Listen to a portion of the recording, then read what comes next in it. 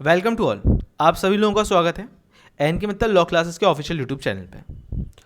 आज हम लोग अगेन मिले हैं आप लोगों से अकाउंटिंग एमसीक्यू की अपनी थर्ड पार्ट की सीरीज़ के साथ पे। यहाँ पे हम लोगों ने 1000 एमसीक्यू सीरीज़ को स्टार्ट करा है, तो आज हम लोग इसके थर्ड पार्ट की सीरीज़ की ओर चल रहे हैं। तो चलिए देखते हैं आज के सेशन का पहला क्वेश्चन क्या है, और बिल्कुल इसी के साथ आप लोग अपने जवाब भी तैयार रखिएगा। पहला क्वेश्चन है, when capital is increase by an amount. अगर मान लीजिए आपकी कैपिटल कुछ अमाउंट से बड़ी है तो इसको आप कहाँ पर रिकॉर्ड करते हैं? तो ये हम लोगों का क्रेडिट साइड यानी कि राइट साइड रिकॉर्ड होगा अकाउंट्स में। ठीक है, ये हम लोगों का राइट साइड क्या होता है, रिकॉर्ड होता है अकाउंट्स में, इसको याद रखिएगा। Okay, left side credit side नहीं कहलाती, राइट साइड आप लोगों की क्या कहलाती है, क्रेडिट साइड कहलाती है, इसे हमेशा याद रखिएगा।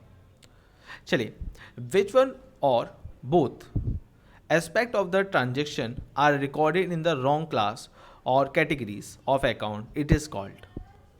जान लीजिए, मान लीजिए मुझे किसी एक पक्ष को डेबिट करना था, मैंने उसको बाय मिस्टेक क्रेडिट कर दिया, और जिसको क्रेडिट करना था उसको डेबिट कर दिया। सपोज करिए मेरे को राम को डेबिट करना था लेकिन मैंने उसे क्रेडिट कर दिया, और मुझे सीता को डेबिट करना था लेकिन मैंने उसे क्रेडिट कर दिया। ठीक है सर, ओके। तो यहाँ पे अगर अमाउंट सेम रहा है तो कोई इफेक्ट तो पड़ेगा नहीं।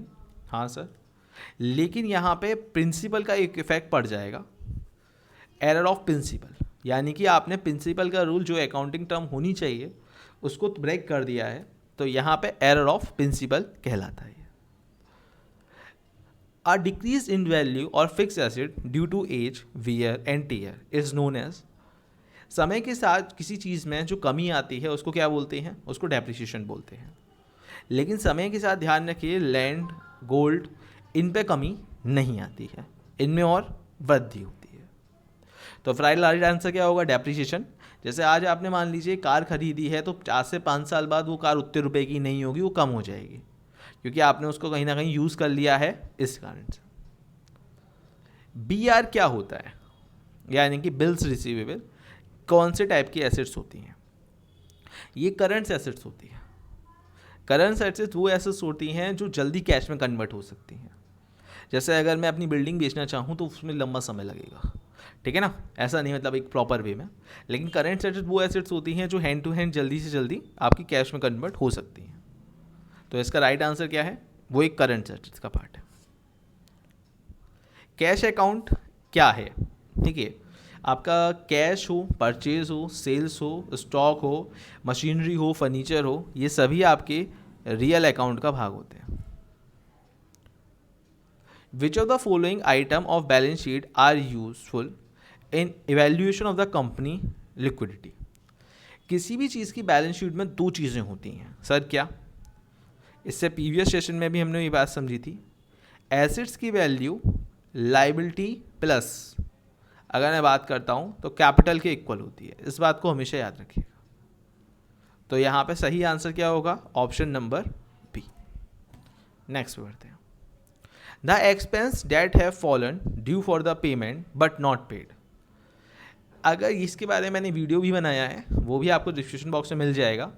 एक ऐसा खर्च जो इस साल आपको ड्यू तो था, आपने उसका फ़ायदा तो उठा लिया लेकिन पे नहीं करा। जैसे मान लीजिए आप पे 12 महीने का रेंट ड्यू था लेकिन आपने 11 महीने का ही पे करा है, तो 1 महीने का फिर आप अगले साल पे करेंगे, जो है तो इस साल के खर्चे में, लेकिन पे आप अगले साल करेंगे। तो ऐसे खर्चों को आउटस्टैंडिंग एक्सपेंस कहा जाता है।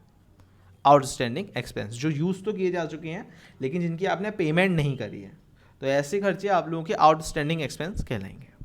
अगला, which of the following is a type of the cash receipt and cash payment. जिसमें सभी कैश रिसीप्ट और कैश पेमेंट की बातें रखी जाती हैं, तो उसको हम लोग जो बोलते हैं उसे हम कैश बुक बोलते हैं। कैश बुक, कैश बुक में हम लोग कैश और क्या आना और जाना इसका रिकॉर्ड रखते हैं। प्रीपेड एक्सपेंसेस क्या होती हैं, तो ये मैंने बताया भी था आप लोगों को इसका क्या है प्रीपेड एक्सपेंसेस, और इससे प्रीवियस भी हम डिस्कस कर चुके हैं। आप लोगों का इसका मैं वीडियो का लिंक डिस्क्रिप्शन बॉक्स में प्रोवाइड करा दूंगा। तो उसका राइट आंसर होगा, प्रीपेड एक्सपेंस आपकी एसेट्स होती हैं।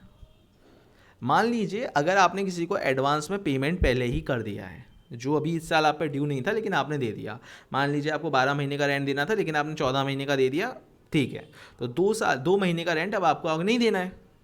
इस फाइनेंशियल ईयर में आपको 12 महीने का देना था, लेकिन हम 14 महीने का दे दिया, तो अगली बार 2 महीने का नहीं देना है। तो एसेट्स में आप लोगों की काउंट होंगी, ये एक तरह से एसेट्स के पार्ट में आप लोगों की काउंट होती हैं। फिर विच of the following is not an item of the balance sheet, इसमें से बैलेंस शीट का आइटम कौन सा नहीं है, कौन सी चीज़ बैलेंस शीट में शो नहीं होती। तो उसका राइट हैंड आंसर होगा sales revenue is not the part of balance sheet, sales revenue. इसी के साथ आज का सेशन हम लोग ओवर करते हैं। अगर आप लोगों को सेशन अच्छा लगे तो प्लीज़ अपना प्यार दिखाएं, चैनल को सब्सक्राइब करें और हमसे सपोर्ट शो करें और हमारे साथ जुड़े रहें। तब तक ले टेक केयर, अपना ध्यान रखें, घर पे रहें, सेफ रहें और खुश रहें। Thank you.